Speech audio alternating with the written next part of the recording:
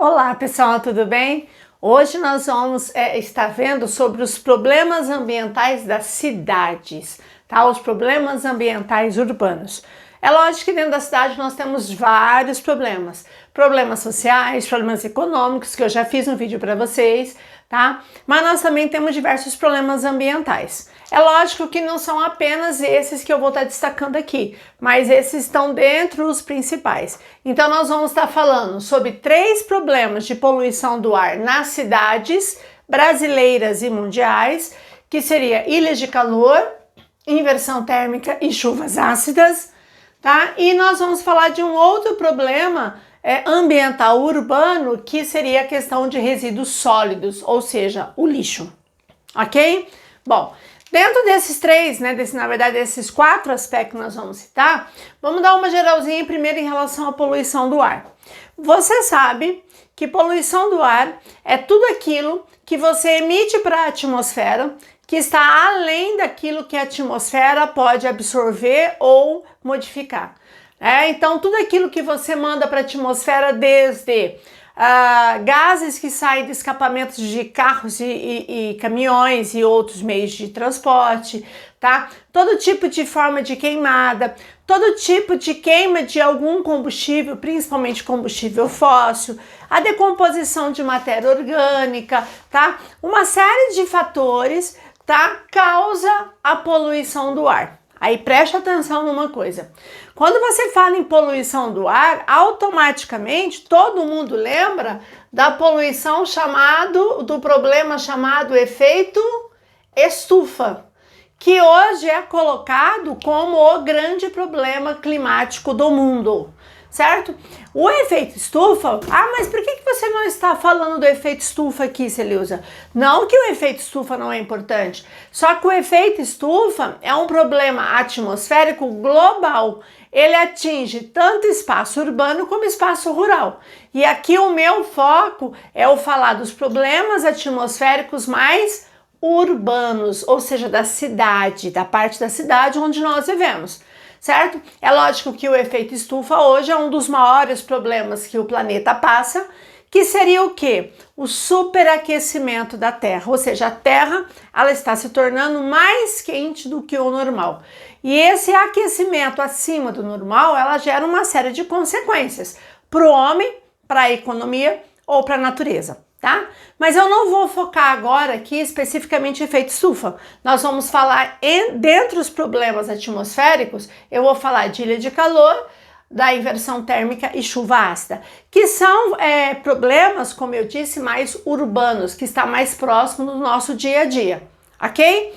Bom, dentro dessas consequências da poluição do ar, que é tudo aquilo que você emite de poluente para a atmosfera, tudo aquilo que você lança de forma de gases que vão para a atmosfera de diversas formas, ele vai gerar consequências sociais.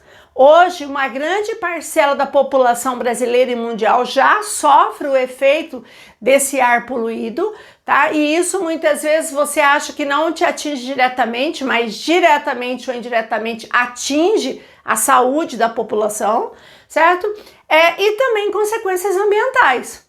E geralmente quando você fala em consequências ambientais, muita gente não está muito preocupado com isso, né? Acha que isso é bobeira e tal. Só que essas consequências ambientais, ela vai provocar ou de repente longos períodos de estiagem, ou ele pode causar muita chuva e causar grandes cheias, ou ele pode aumentar alguns fenômenos atmosféricos como furacões, tornados, vendavais, temporais, né? Ou ele vai alterar as características climáticas de um lugar e isso afeta direto ou indiretamente a nossa vida. Por quê? Porque isso vai atingir principalmente a economia. Então, quando você fala, por exemplo, de uma alteração ambiental, por exemplo, no Brasil, tá? Você vai ter que pensar, por exemplo, que isso vai atingir diretamente a produção agrícola, certo? Você pode perder safras. Aí você fala, mas eu não sou agricultor. Tá, mas você se alimenta, certo? O seu alimento, o meu alimento, o nosso alimento, os nossos produtos podem ter uma elevação de preço em consequência de todo um dano ambiental que eu possa ter. Então, quando você fala do problema ambiental, as pessoas, a grande maioria, elas acham que está muito distante dela, mas não, está mais presente na nossa vida do que a gente pode imaginar, tá? Alguns problemas você sente claramente, diretamente em você, ou outros indiretamente vão chegar a você, ok? Bom, dentro desses problemas, nós vamos destacar então, como eu falei, os problemas urbanos, né, em relação a problemas urbanos. E aí nós vamos começar falando sobre ilhas de calor. Talvez você, com certeza, talvez não, com certeza você já ouviu falar em ilhas de calor. O nome mais ou menos te remete ao que eu quero dizer. Ilhas, áreas isoladas de calor, quer dizer, essas áreas com calor, ou seja, são áreas que você vai ter em centros urbanos, isso é importante, em centros urbanos, no centro da cidade, você vai ter um aumento médio da temperatura, ou seja, você vai deixar esse lugar ficar bem mais quente do que ele deveria ser, certo? Ora, mas por quê? Quais são as causas? O que faz com que o centro da cidade, como por exemplo o centro de qualquer cidade, e quanto maior for a cidade, maior é o problema, tá? Por que o centro da cidade ela vai ter uma média de temperatura maior do que na zona rural? Então eu fiz aqui um belo desenho, né? Lindo, maravilhoso desenho, vocês sabem disso, certo? Que eu tô colocando dois espaços aqui, ó.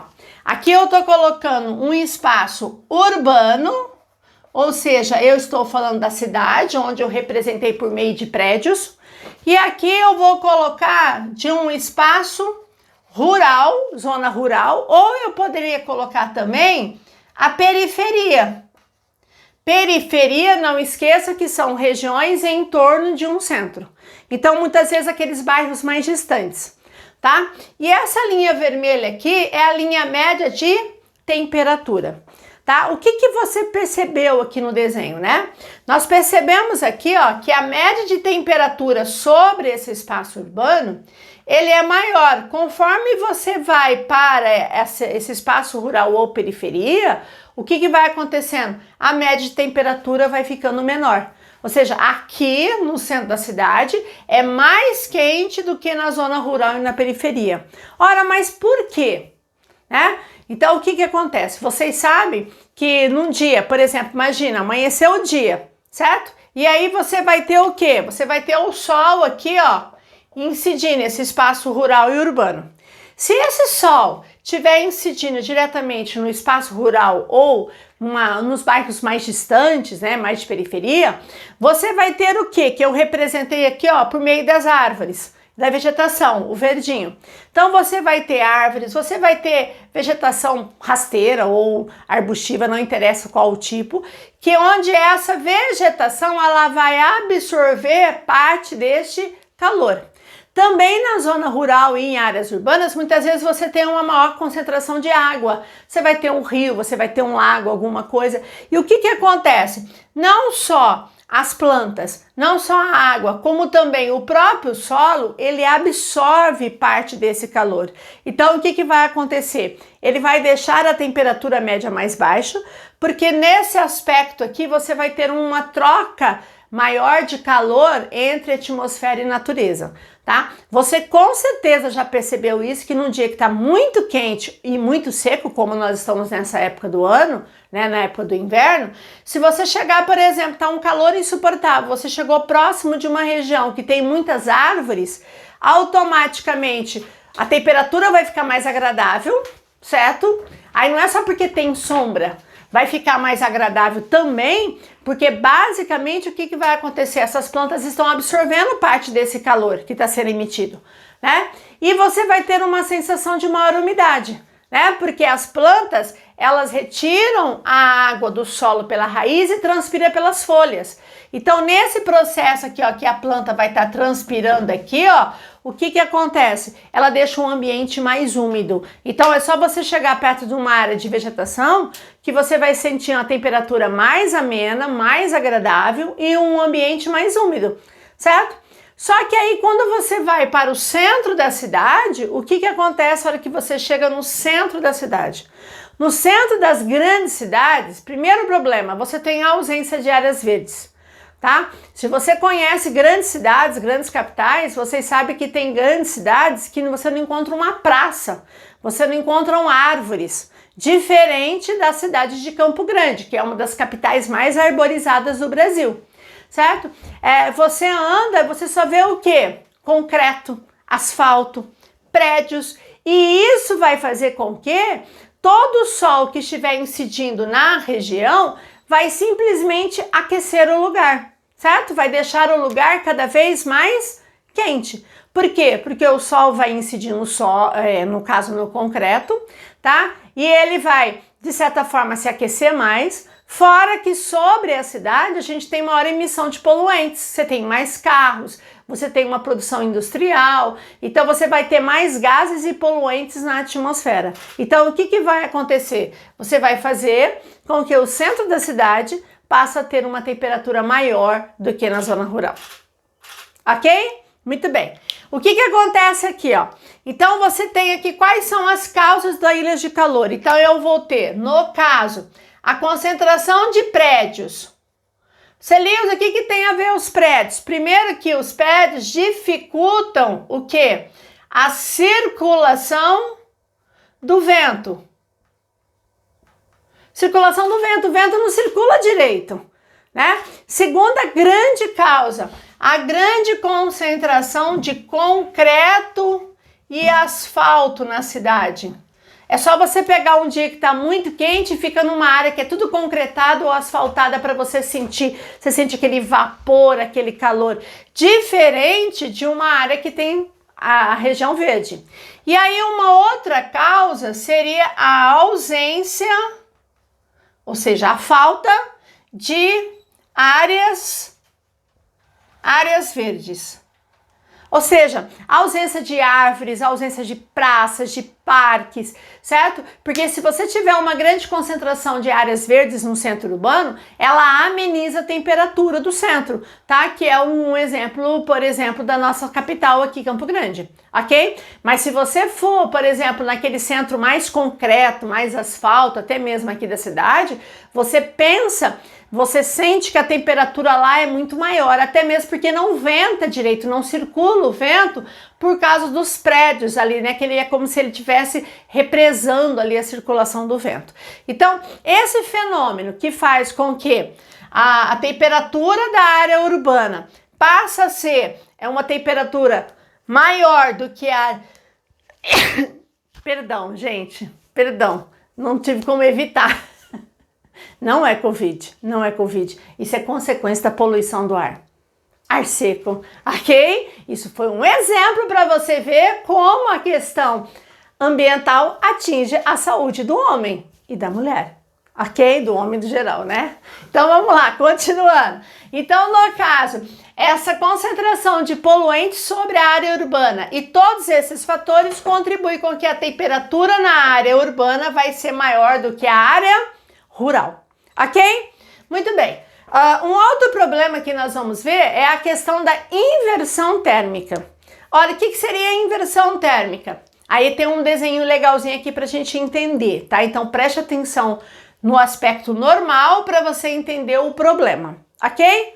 Bom, o que seria a inversão térmica? Primeiro que a inversão térmica é um processo natural.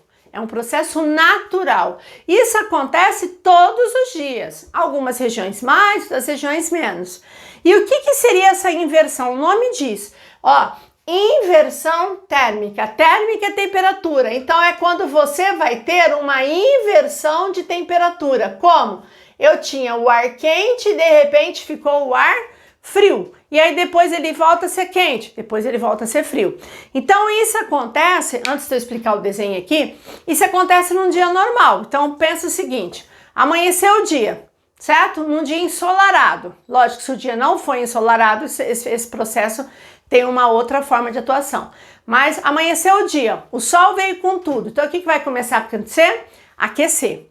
O ar quente você nunca deixa, nunca esqueça, tá? que o ar quente ele é leve, o ar quente é leve e o ar frio ele é pesado, certo? Então o ar quente ele sobe, o ar frio por ser pesado ele fica mais parado, mais estagnado. Então o que acontece? Amanheceu o dia, aí começou a bater o sol, começa a aquecer o lugar, aí o ar quente ele começa a subir, certo? Aí o que acontece? Conforme ele sobe, o ar frio que está lá no alto da atmosfera, por ser pesado, ele desce, certo? A hora que ele desce, ele se aquece na superfície e ele sobe. Aí ele fica frio, fica pesado, o que é pesado? Desce. Aí ele fica quente, fica leve e ele sobe. Esse processo de subida e descida, tá? De aquecimento e resfriamento, não deixa de ser uma inversão de temperatura, certo? E isso é um fato e um fenômeno natural que existe desde que a Terra é Terra. O problema é quando isso começa a ocorrer em áreas urbanas e em áreas urbanas muito poluídas. Porque se isso acontecer numa área urbana que não tem uma grande poluição sobre a cidade, não vai gerar um grande problema. Ora, qual seria o problema? Então vamos imaginar numa cidade normal ou durante o verão. Eu poderia colocar aqui para vocês, eu vou até colocar aqui uma observação, que esse normal, por exemplo, poderia acontecer durante o verão. Por quê? O que acontece? Durante o verão, a temperatura próxima à superfície vai ser o ar quente. O ar quente, como eu falei para vocês, ele é um ar leve. Se ele é leve, ele vai subir. Nesse processo de subida que o ar quente vai ter, tá? Ele vai subir e aí se eu tiver, por exemplo, a emissão de algum poluente aqui, preste atenção, eu tenho algum poluente aqui nessa cidade, emitida pelo escapamento dos carros, por uma produção industrial que eu tenho nessa cidade, o que vai acontecer? O ar quente, por ele ser leve, ele vai carregar toda essa poluição lá para o alto da atmosfera. Então, o que ele vai fazer com essa poluição? Ele vai dissipar na atmosfera. Então, é aquele momento que, por exemplo, você pega uma cidade, que é o melhor exemplo, uma cidade de São Paulo, se você for durante o verão em São Paulo, você consegue ver o azul do céu. Você consegue ver as estrelas à noite. Aí uma pessoa que não conhece fala assim, nossa, mas diz que São Paulo é cheio de fumaça, poluída. Cadê a poluição? Ela está lá. Mas por que você não está visualizando? Por que você não consegue ver? Porque o ar quente está predominando sobre a cidade. E aí o que acontece? Como o ar quente tem esse movimento ascendente de subida, ele vai carregar todos os poluentes para as camadas mais altas da atmosfera e vai gerar outros problemas, como ilhas de calor, chuva ácida ou até efeito estufa e outros problemas, mas não tão diretamente sobre a cidade. Aí o que acontece quando a inversão térmica ocorre? Que é principalmente durante o outono e o inverno. Principalmente durante o inverno. Por quê? Porque durante o inverno, a temperatura que vai predominar próxima à superfície vai ser o ar frio. E o ar frio, ele é um ar pesado, ele é mais denso. Ele é um ar mais pesado, mais denso. Então, se ele é um ar denso, pesado, ele não sobe. E aí, o que acontece sobre a cidade? Vamos pegar o exemplo de São Paulo, certo? Durante o outono e principalmente durante o inverno. O que vai acontecer? O ar frio fica mais próximo à superfície, porque é uma época de inverno, então o ar está mais frio. E o ar quente, por ser leve, ele sobe. E aí ele fica como se estivesse preso, represado, entre a superfície e o alto da atmosfera. O alto da atmosfera é mais frio, próximo à superfície está frio. E o ar quente fica preso aqui, ó, tá? Aí eles formam o que a gente chama de efeito tampão. O que é o chamado efeito tampão? É como se esse ar frio aqui, ó, com o ar quente, ele cria como se fosse uma tampa aqui, ó, e ele segura todo o movimento de subida do ar. Então o ar não sobe. E aí você imagina, durante o inverno, a poluição continua. Os carros continuam transitando, as indústrias continuam produzindo. E aí o que vai acontecer com os poluentes? Diferente desse período que os poluentes vão subir e dissipar, os poluentes vão se espalhar sobre a cidade. O que vai acontecer? A hora que o poluente está sendo lançado, aí o ar frio, ele não consegue subir porque ele é pesado, e aí ele começa o quê? A espalhar essa fumaça, esse poluente sobre a cidade. É o período que em algumas épocas, em São Paulo, se você sobrevoar a cidade, você não consegue enxergar os prédios direito. Ou muitas vezes, se você estiver aqui na superfície, dependendo do dia, você não consegue visualizar direito o topo dos prédios de tanta fumaça, que é quando acontece o fenômeno que a gente chama de smog, certo? Que é essa grande concentração de poluentes que fica na atmosfera, tá? Aí ele cria como se fosse uma fumaça, uma zona de fumaça, de neblina muitas vezes, que é causado pela própria poluição. Então perceba que a inversão térmica ela é um fenômeno natural, mas dependendo do ambiente poluído, ela pode inverter aquilo que era natural e virar um problema. Ah, Celilza, o que isso afeta a minha vida, o meu dia a dia? Ora, nesta época do ano, outono e inverno, geralmente agrava o problema de saúde da população, principalmente pessoas alérgicas, crianças e idosos que são mais sensíveis, né? Geralmente é aquela época que os hospitais superlotam, ok? Essa é a inversão térmica. Um problema tipicamente urbano, ok? Um outro problema que não é tipicamente urbano, mas também urbano, são as chuvas ácidas. A chuva ácida ela pode ser urbana como rural, ela atinge também a zona rural. E o que seria a chuva ácida? De maneira geral, toda chuva, de certa forma, ela é um pouco ácida? Sim. Só que ela tem uma acidez natural que não causa prejuízo em nenhum ambiente da Terra. Porém, quando o homem provoca poluentes que faz com que essa chuva tenha um pH abaixo de 4,5, ou seja, ele se torna uma água mais ácida. Então aí a chuva, quando ela cai, quando ela precipita mais ácida do que o normal.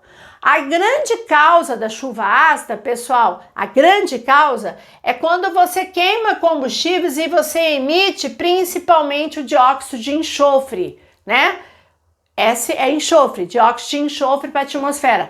Principalmente, o grande responsável é a queima do carvão mineral. Carvão mineral, não falei carvão vegetal.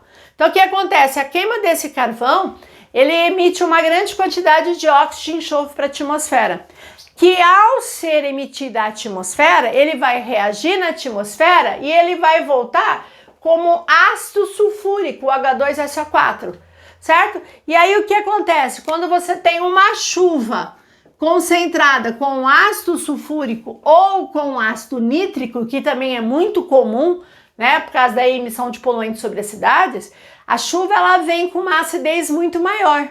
E aí, se ela cair sobre uma plantação agrícola, você pode perder toda a plantação, porque quanto maior a acidez da água, ela queima as folhas da planta.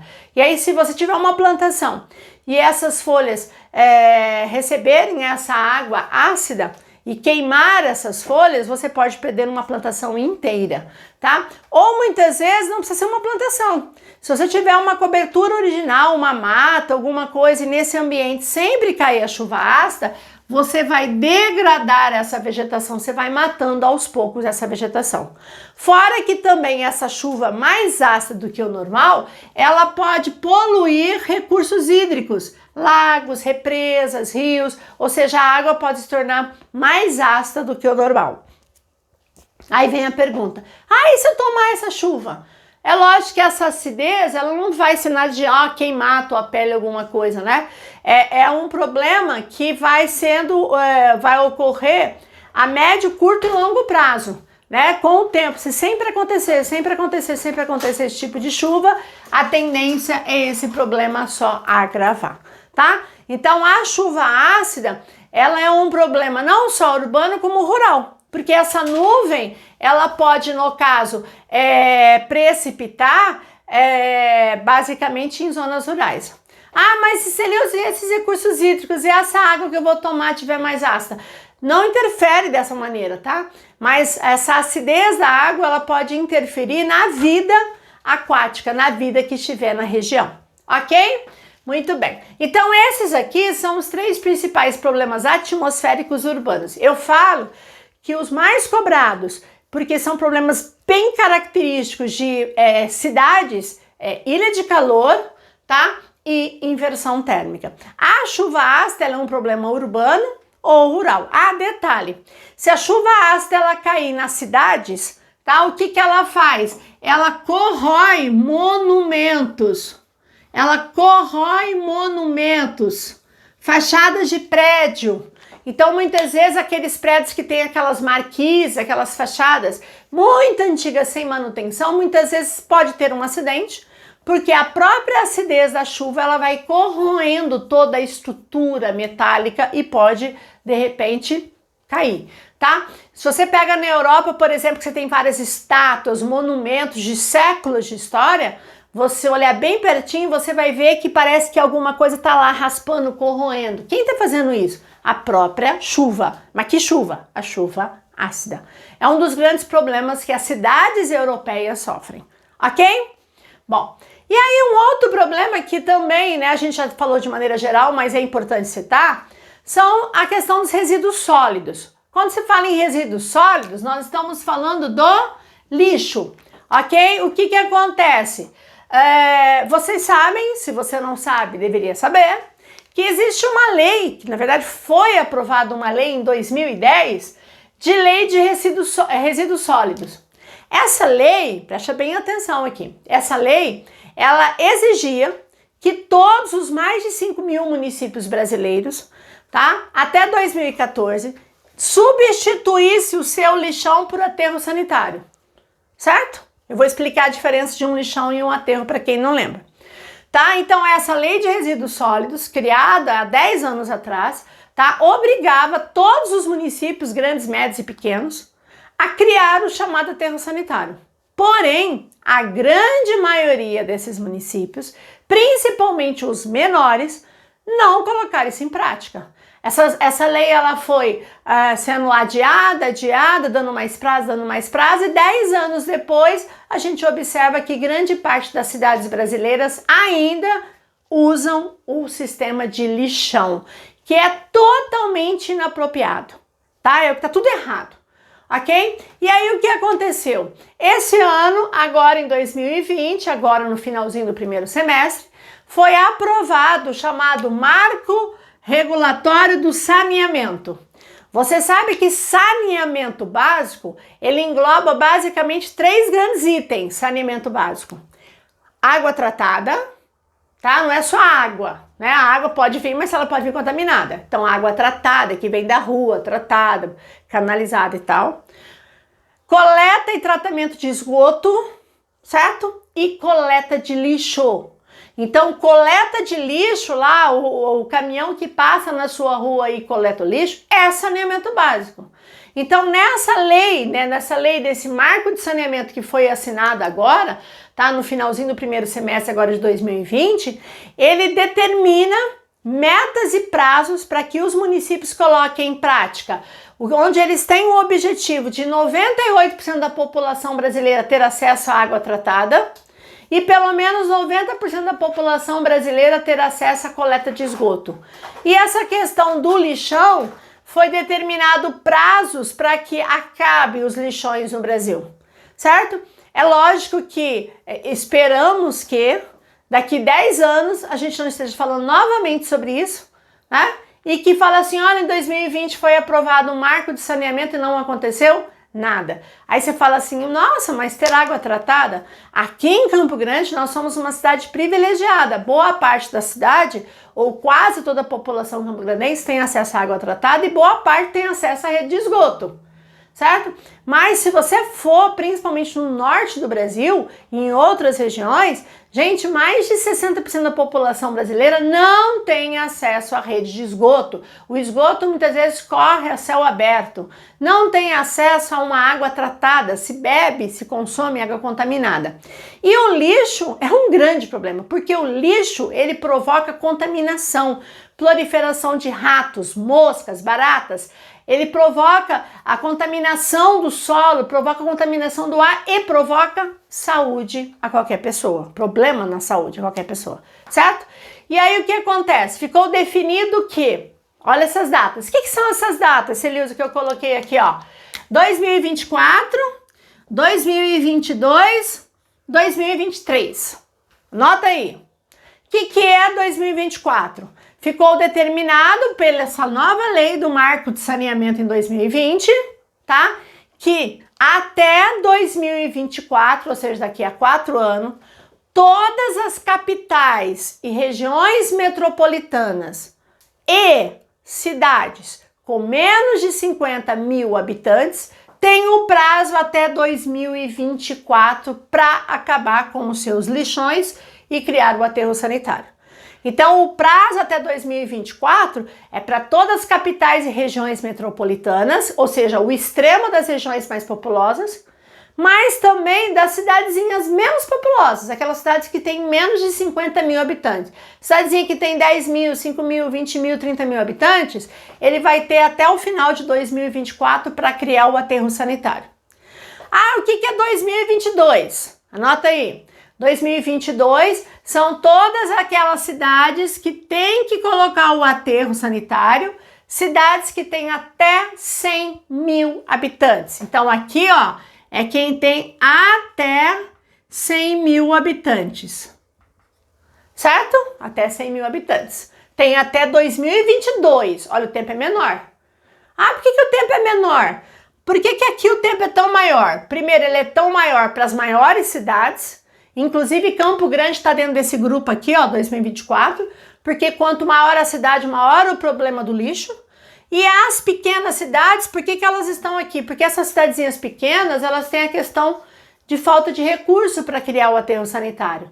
Então, os extremos, ou as maiores ou as menores, têm um tempo maior. As intermediárias vão ter tempos intermediários. Então, até 2022, são cidades até 100 mil habitantes. E até 2023 são cidades que têm de 50 a 100 mil habitantes, certo? Tem até 2023 para criar o seu aterro sanitário, ok? Bom, mas Celilza, qual é a diferença de um lixão e de um aterro sanitário? Gente, lixão, eu fiz um desenho aqui básico, né, para você ter uma ideia. O que seria o lixão? O lixão é um lugar aberto, você com certeza já deve ter uma noção disso, um local aberto, onde você deposita aqui todo tipo de lixo, todo tipo. Você não separa nada. Aqui vem desde garrafa plástica, papel, vidro, matéria orgânica, tudo que você de repente coloca no lixo da sua casa, vai para o caminhão, chega aqui, o caminhão despeja e joga aqui. Aí o que acontece? Esse lixão, ele fica o quê? A céu aberto, certo? Então aqui, ó, sobre isso aqui, ó, você vai ter urubu voando, você vai ter um monte de mosca voando, você vai ter um monte de bichos andando por aqui consumindo, rato, barata e outros bichos, certo? Então isso gera um problema ambiental e humano, porque as pessoas, principalmente que vivem na região, fora o mau cheiro insuportável, certo? E aí tem um outro problema, você tem um produto que nós chamamos de chorume. O que é o chorume? Você com certeza já deve ter observado, se você deixa o teu lixo lá um determinado período ali, em um determinado lugar, sei lá, num reservatório, num saquinho, você vai ver que se tiver matéria orgânica, quando você for tirar esse lixo, ele solta uma aguinha, né? Aguinha fedida. Essa aguinha é o chorume, é o resíduo da decomposição dessa matéria orgânica, que se for para o lençol freático, se for para o solo, ele contamina a água, ele contamina o solo. Então, de repente, você mora próximo de um lixão e aí você, a poucos metros, você tem um poço, certo? E você capta a água daquele poço para você beber. Você pode ter certeza que essa água que você está consumindo, ela é contaminada. Você não está vendo, mas ela vai estar muito provavelmente contaminada, tá? Porque esse material infiltra e vai parar no lençol freático. Nós já vimos hidrologia, vocês sabem como que é o ciclo da água. A água infiltra e vai parar nas camadas mais internas. Esse é o lixão, certo? Que isso tem que ser desativado dentro desses períodos. Já era para ter sido desativado desde a lei de 2010. Mas Brasil, tudo se estende, vamos ver o que vai acontecer. E aí, o que eles querem? Eles querem criar um aterro sanitário. Você lembra o que é um aterro sanitário? O nome mais ou menos diz, aterro. Eu vou aterrar o lixo. Como assim? Aí, cuidado, presta bem atenção. Para o aterro funcionar, primeira coisa, você vai ter que ter uma coleta seletiva, porque você vai ter que trabalhar com reciclagem. Então, provavelmente, talvez onde você more, tem várias cidades, como tem aqui em Campo Grande, cidades que alguns dias da semana passa o caminhão, né, da empresa para recolher os materiais recicláveis. Papelão, plástico, garrafa, papel e um monte de coisa que pode ser reciclável. Esse material, a latinha, a garrafa PET, aquela garrafinha lá do shampoo que você usou, tudo aquilo que é papel, plástico, vidro, acrílico, tudo isso pode ser reciclável.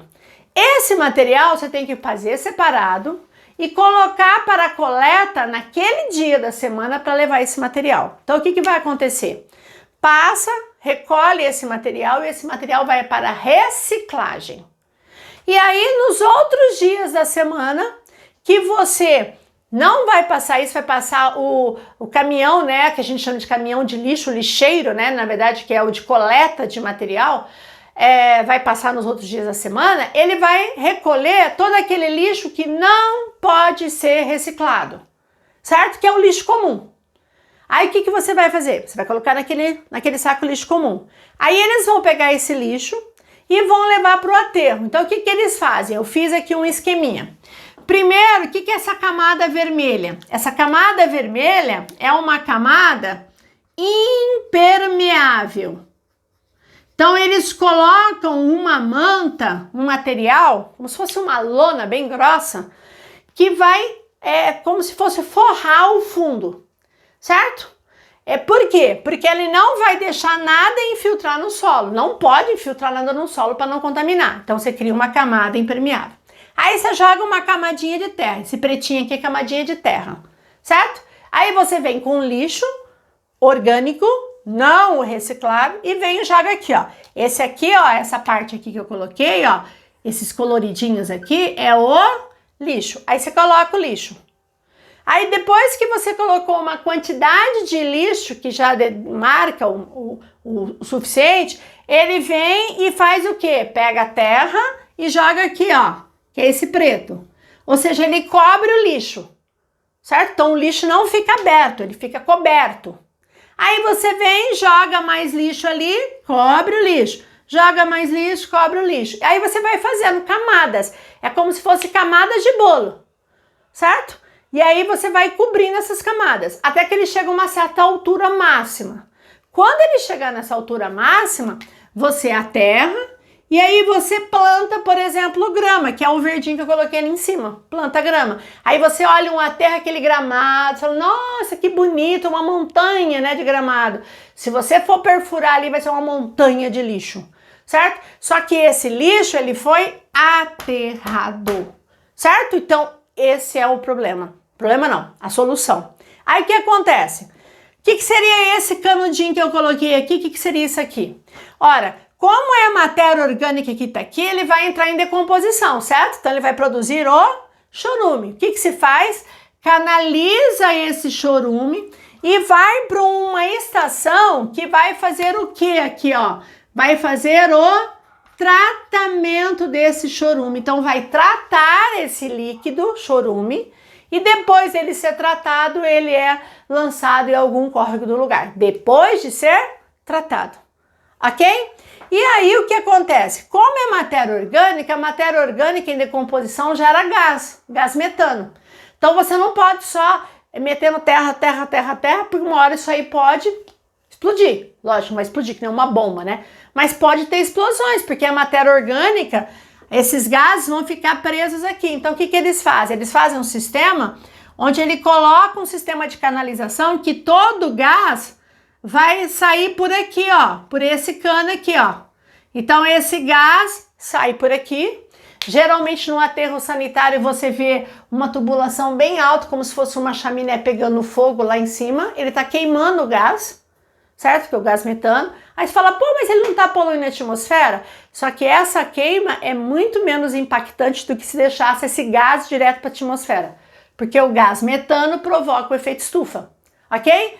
Ou também poderia ser feito, como já existe em alguns lugares do Brasil e em vários lugares do mundo, que esse gás é canalizado e gera energia elétrica pelo o sistema chamado biogás. Eu produzo o gás da decomposição de uma matéria orgânica.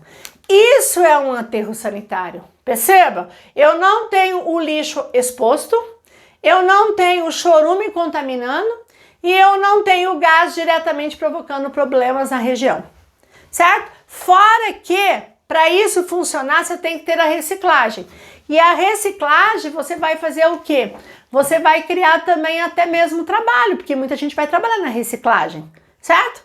Então perceba que o lixo, né, que nós produzimos todos os dias é um problema.